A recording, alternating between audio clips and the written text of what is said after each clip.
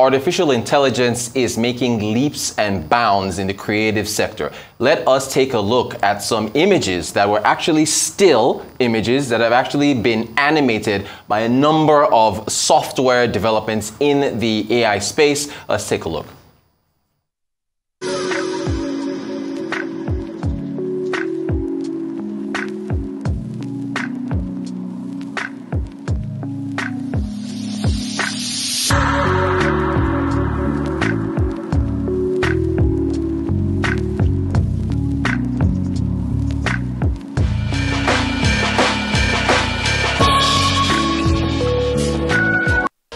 All right, that's just incredible stuff. Also, famous memes like the "This is fine" meme that features, now this is a meme that's used for cognitive dissonance when things are going terribly and someone says this is fine, they seem to be disillusioned as to how bad things are. That has now been animated. There's also the distracted boyfriend meme, which has been used for like when ChatGPT became the hottest thing and then people were distracted by that away from it. This has now been animated. This is the original meme with the girlfriend who's seeing her boyfriend distracted by another lady, and it's been used several times. Now it's animated. I mean, there it is, actually being used by AI, either Runway or Midjourney, to animate these memes. So we're going to talk about this with Ade Olufeko, who is the CEO of the Avenue Creative Limited. He dabbles in this space. So who better to talk to us about this than Ade? Ade, you're welcome. Good morning to you. Thanks for joining us. Good morning to you, Rodas. What do you make of what we've seen here? I think it's pretty cool. It's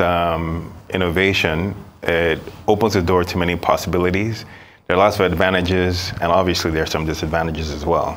But for the most part, I believe in societies who are trying to push innovation, create opportunities for new, with global inflation, this is good.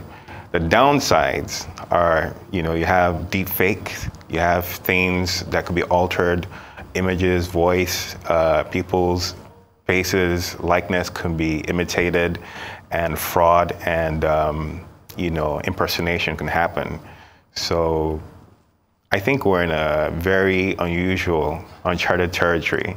And this is normal when the global population increases from 7 to 8 billion people worldwide. These things are bound to happen. All right, so what's playing now is a movie trailer that was generated by using this software. It's either Midjourney or the Runway software, right? What is this, if you and I can take my phone and film some stuff and put it together and generate a movie trailer, what does this mean for the creative sector? And then also if we include movies and film directors and music video producers, are they out of a job? So in the context of Nigeria, it does create opportunities, but there's still a gap, education gap, because you have all these tools which can create opportunities and get the attention of investors who are invested into the creative economy and the creative industries.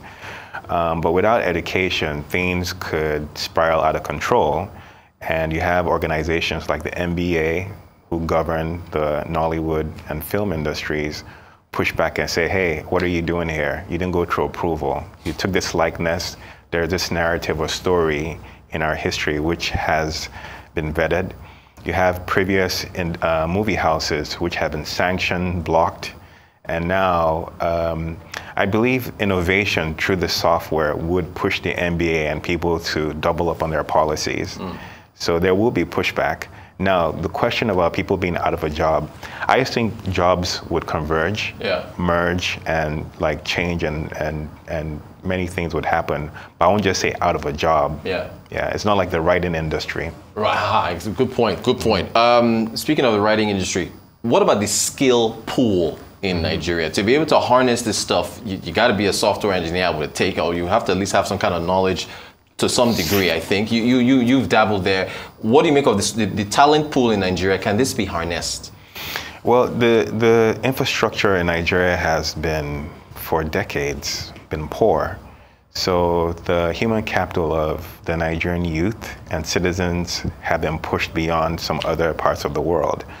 Now, where I'm going with this is that the talent, the raw talent, is already there.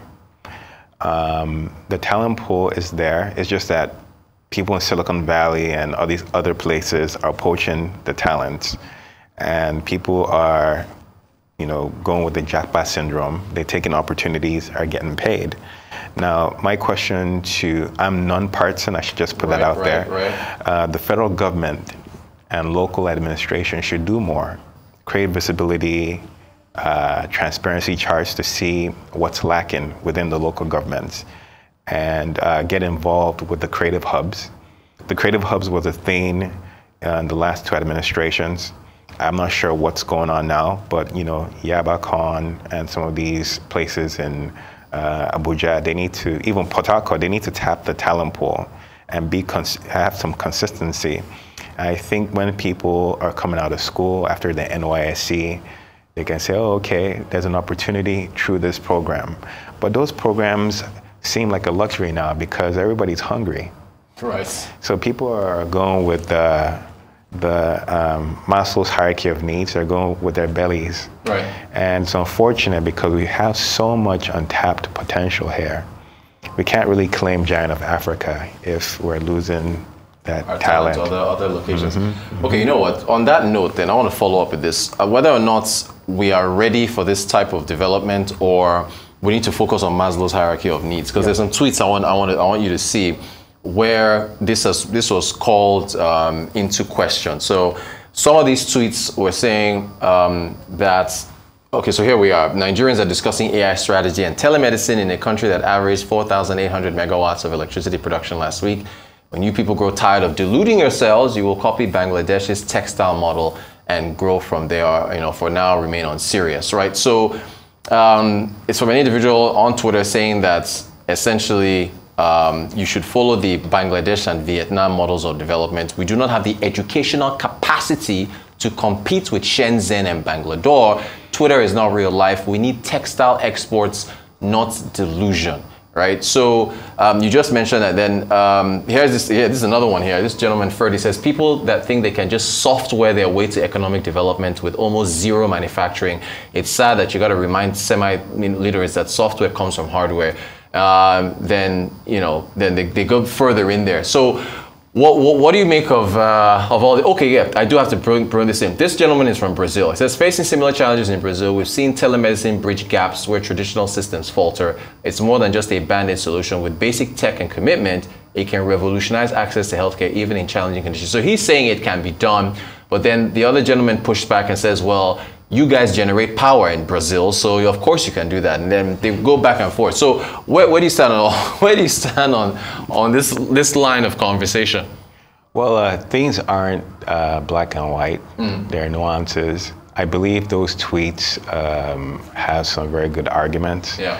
The counter arguments is like Bangladesh and Vietnam, they have models. And the consistency they're talking about in Nigeria, it's just, we have so many gaps, with our infrastructure to take somebody else's model. And we're known for, even if we took somebody else's model, how do we follow through? Things just fade out. Yeah. I think that local exports, if we can really focus on educating individuals, on getting export licenses, and coming back to locally made goods through innovation, that would help Nigerians focus and make our currency stronger. There's lots of capital flight right now, unfortunately. But I hope I'm answering your question. You are. Brazil, Vietnam, the Singapore Straits, all those places have free trade zones. And we have a free trade zone being developed. I believe when that free trade zone is finally in place and the refineries are put in place, there are going to be opportunities. The tweet mentioned Shenzhen, right, and those places. Those nationals have foreign investment in Nigeria. So we can't discount and say that, why don't we pick up a model? Their model are already inside the Nigerian economy and system. They shouldn't be othered. They are part of us already. Yeah.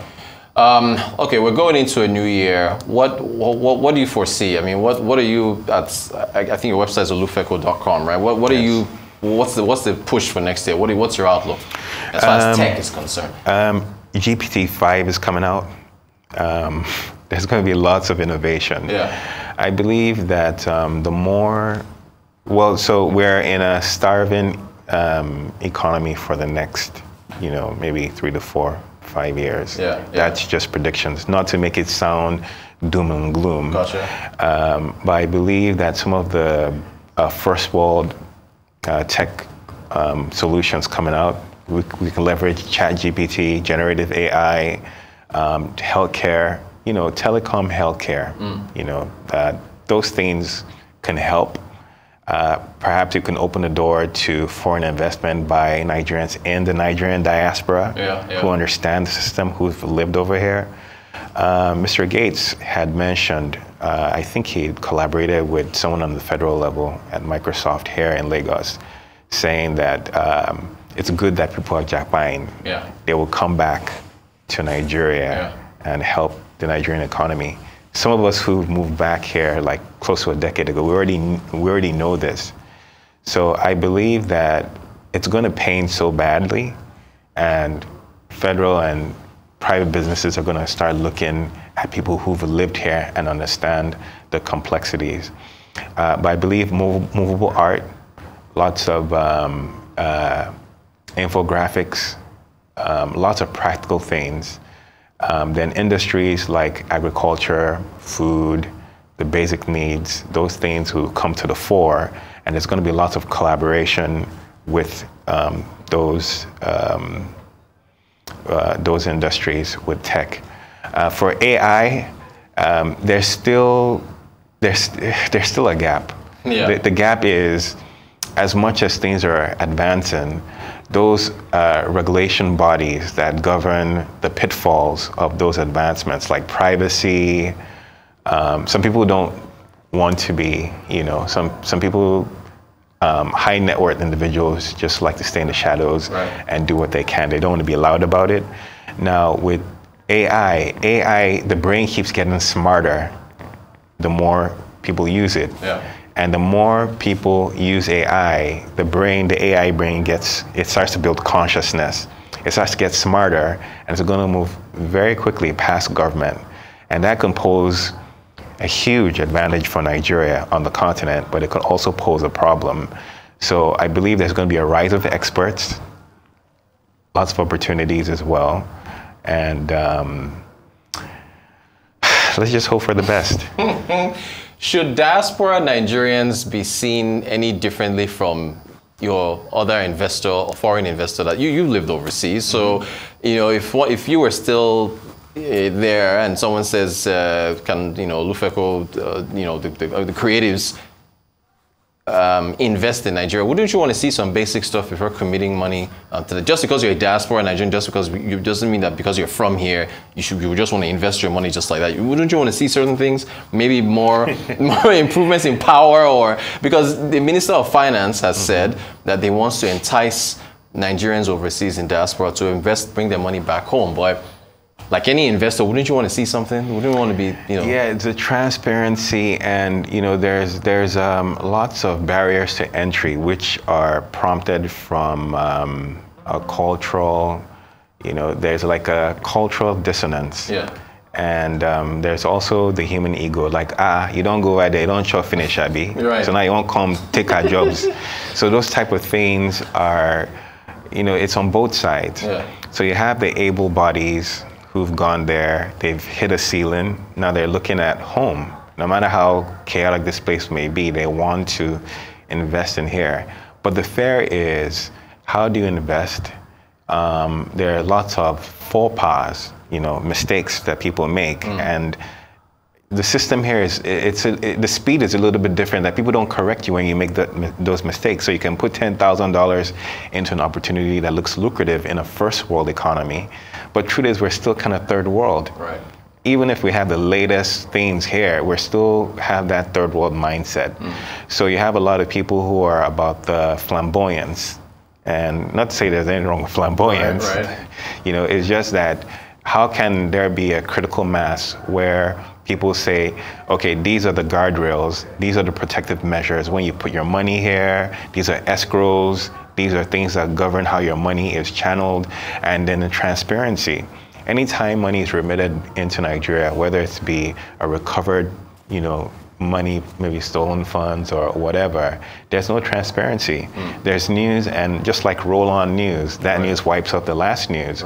So these things, where people have light 24/7, Nigerians in any diaspora, when they have light, they can think clearly. They say, I worked hard for this money. Where's this money gonna go? But I believe it's just education, being assertive, and having different microcosms and symposiums to educate other symposiums. We're in a global economy now, so there's nothing, you can't bubble anybody. So I believe that we should look at foreign investors from other people have interests and they want to help Nigeria, but also we should also look, there are so many summits globally that they do annually, but now we need to not just look at the practical people, but have people who have skills in conflict resolution go in there and talk about the brain drain and the brain gain, previous pitfalls, what can be done, how technology can be leveraged, and those type of things. But I believe Nigeria's saving grace is Moses in, Mount Sinai. He has to come back to Pharaoh and say, I'm one of you, that type of situation. So it's just a matter of patience, tenacity, and consistency. Ade Olufeko, the CEO of the Avenue Creative Limited, thank you so much for joining us to talk about AI, the potentials, and how Nigeria can take advantage. Appreciate your time. Thank you, Rodas.